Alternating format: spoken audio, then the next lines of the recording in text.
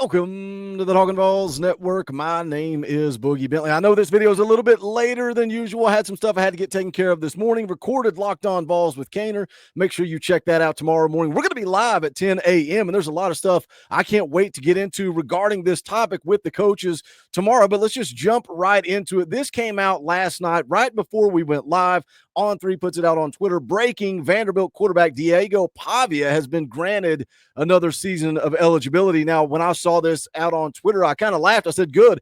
I can't wait to go beat up on Diego Pavia again in 2025, because we heard the entire week leading up to the Vanderbilt game just how great Diego Pavia was. They're hyping him up like he's some type of Heisman Trophy candidate. Well, he completed 8 passes in his loss against Tennessee. So I kind of laughed it off and said, can't wait to beat up on the kid one more time, 2 more times. You go look at the article from On3. Let's dig into what this is all about. It's about JUCO prospects and their eligibility. The article from On3 says Vanderbilt quarterback Diego Pavia will be allowed to play in 2025. For now, Pavia's motion for preliminary injunction has been granted in the U.S. District Court of Middle Tennessee, arguing that the governing body redshirt rule involving JUCO college eligibility violates antitrust laws. Where do we draw the line here? Where do we draw the line? Well, we're going to look at the JUCO level and say, well, you counting that as a season played is going to cost me money in the future. How many years of eligibility do these kids deserve? Whether it's JUCO, whether it's Power 5, Power 4, when are we going to stop that? When are we going to start saying, well, you know, I played at a smaller school. I need an opportunity to make money. I didn't get that. Guess what? Sometimes the opportunity to make money is not there. So I don't know how I feel about this ruling to begin with. Again, excited to dig into it tomorrow on the live show. It says here, Wednesday's ruling from Judge William Campbell will allow Vanderbilt star quarterback to return for another season. The NCAA will be able to challenge the court's injunction, but for now, he will be able to play.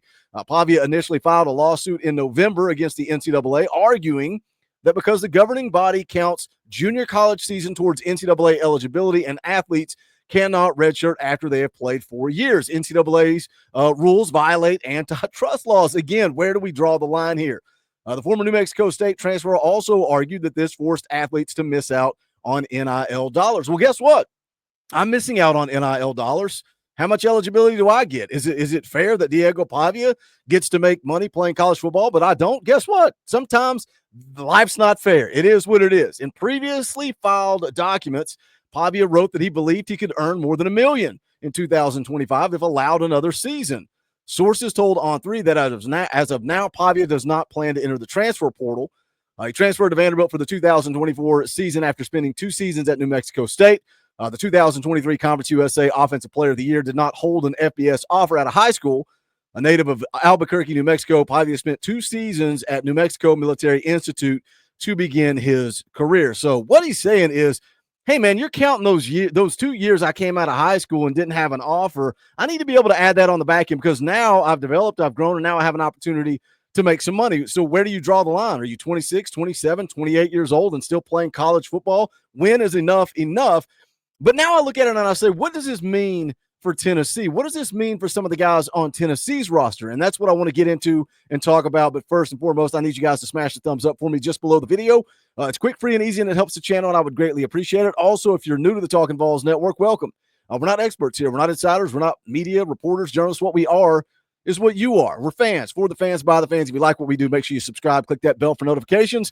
You won't miss out when we go live or when we drop a video. Going to be live coming up tomorrow, Friday morning, 10 a.m. Eastern time. And I really want to dig in to some of this stuff. There's a really good article out there at On3 that I want to unpack with Coach Jay and Coach Rice. It talks about how does this impact high school recruiting, right? Spots are going to be limited now. You got more guys, more eligibility. Well, more guys come out of high school and go the JUCO route because it's basically free redshirt. It gives you time to develop, right?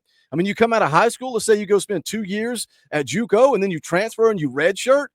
I mean, you could be looking at 25, 26, 27-year-old kids by the time this thing is all said and done. What does this do? What impact does this have on the game moving forward? You guys jump in the comment section and talk about that, and then we're going to break it down tomorrow with Coach Jay and Coach Rice. But let's talk about Tennessee. What does this mean for their roster? Well, the first name that comes up is Miles Kitselman, and you can go and take a look. He's out of eligibility, but you look at his bio here, junior college. He spent the 2021 season at Hutchinson Community College, where he played in 3 games, considered a 3-star prospect by On3 and rivals in high school, caught 2 passes for 16 yards and a touchdown as a freshman, played on the offensive and defensive lines at Linden High School in Kansas. So he spent that first year at junior college, transferred to Alabama, played in 19 games through 2 seasons, only caught 2 passes for 18 yards. And if you remember, when Miles Kitselman transferred in, we didn't talk a whole lot about Miles Kitselman because you look at his resume, you go look at what he did at Alabama, and we thought, okay, we got Holden Stace in the portal, we got Ethan Davis ready to break out. So you felt like Miles Kitselman was more of a depth piece, but then he comes into Tennessee, 21 catches, 296 yards, 4 touchdowns. They found a way to get creative with him there late in the season, started using him in the run game just a little bit. He had the touchdown on the goal line against Georgia. So according to Austin Price of VolQuest, Miles Kitselman is going to look for that extra year of eligibility. Now, when we talk about the complex layers of thing, again, referring back to the On3 article, how does this impact high school recruiting? How does this impact your roster management? It's already complete chaos with the transfer portal. So what does a guy like Ethan Davis think? A guy that's waited for his shot, waited for his opportunity. He's been the number 3 guy his entire time at Tennessee, whether that be behind Jacob Warren and McAllen Castles, another guy who transferred in from JUCO, got in front of the line, moved to the front of the table while Ethan Davis sits back, waits his turn. So what happens now as we wrap up 2024? We get ready to head into 2025, and now this ruling comes out, and Ethan Davis is going, okay, well, here I go again. I'm going to be at the back of the line. Holden Stace, and then also Miles Kitselman will be in front of him. Will he hit the transfer portal? You also look at recruiting right now in the class of 25. You got 2 legit dudes, 2 legit 4-stars in Deson Brame and Jack Van Doorslayer. The class of 2026, you got Carson Sneed, 4-star tight end ranked inside the on 300. So if Miles Kitselman, and look, it's good for Tennessee. Miles Kitselman's a dude. I would love to have Miles Kitselman back. But what does that mean for roster management? So he's the guy at the top of the list that I'm looking at. But there's another guy that took to Twitter that's pretty dang excited. You guys are familiar with him. Comes on here, hangs out, may have put a beating on me on EA Sports College Football a time or two. That is Jamal Wallace. And again, you see his eyeball emojis here. The tweet says, big ruling by court today that JUCO athletes who play college sports retain all 4 years of eligibility, even if they played a year or 2 of JUCO. Jamal Wallace tweets that out. He's got the big eyeball emojis.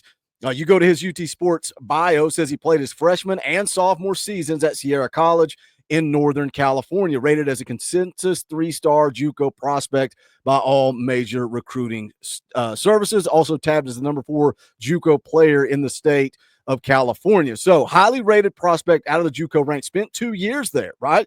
Spent 2 seasons there. Now, I don't know how many games Jamal got into. I know he got into a few games. He registered 3 tackles on the season. I don't know if he played in more than 4 games or not.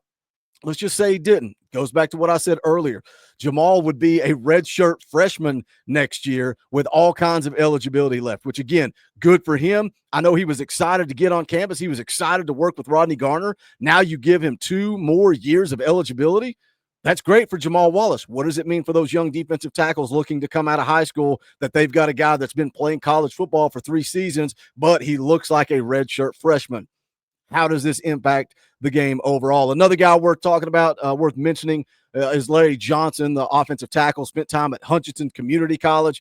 He was a top 10 overall junior college prospect, number 2 JUCO offensive tackle in the country when he transferred to Tennessee. So he would also have more eligibility. And again, benefits Tennessee, but what does it do to the game of college football? This time of year, we're talking a lot about the transfer portal, guys going in, guys coming out. And look, let me say this too, right? We saw where Caleb Webb transferred. He transferred down. We saw where Jalen Smith went. Jalen Smith commits to Mississippi State.